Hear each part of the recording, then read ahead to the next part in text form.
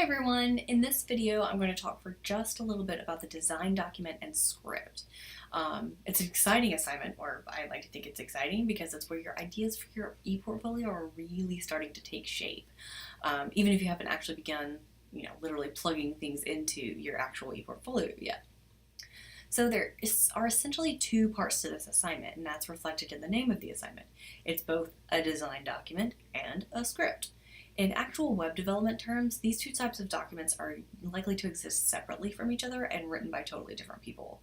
I sometimes write what's called web copy for a web design firm in Michigan, and the stuff that I write, which would be pretty close to the script that I'm asking you to write, has absolutely nothing to do with the design of the site, and I do this in total isolation from everyone else who's in Michigan.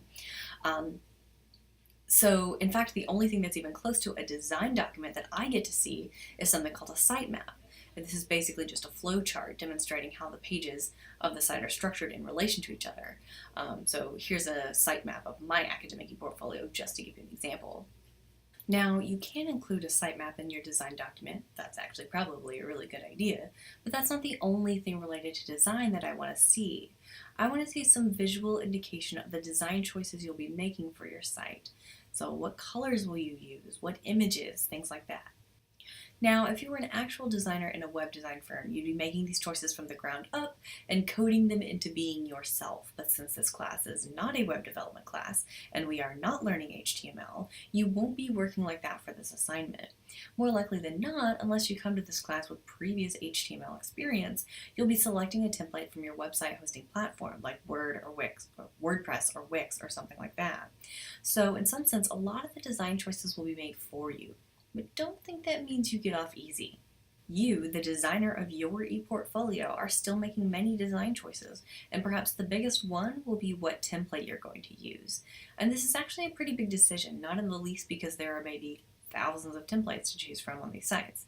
Now, some may be automatically eliminated because they're behind paywalls, and please don't feel like you need to pay money for a good template design just for this class.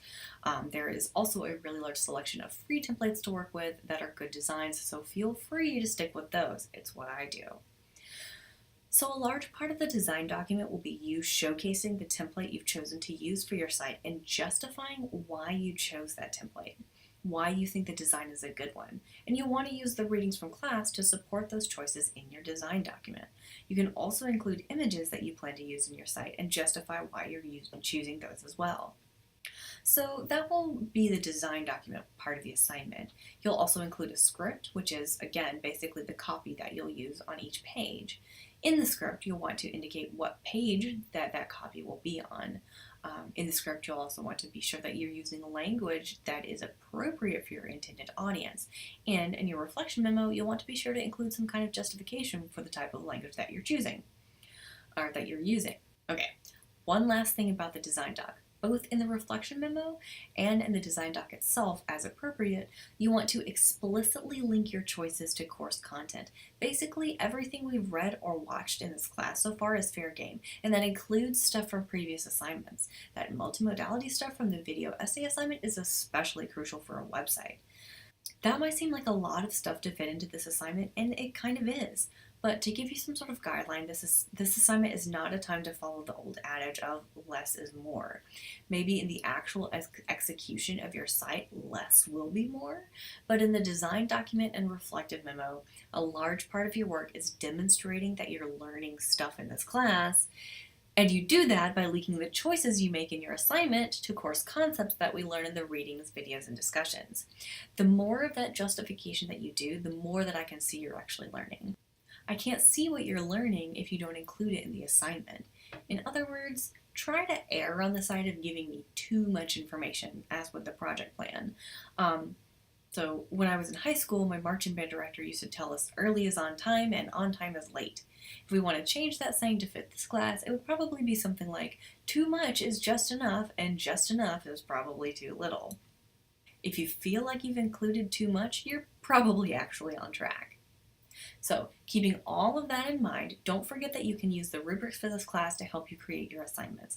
I use them to assess your project, sure, but you can and should be using them to create your assignments. They're there to give you some guidelines. sometimes. They're there to let you know what I'm looking for so that you can actually put that stuff in your assignments.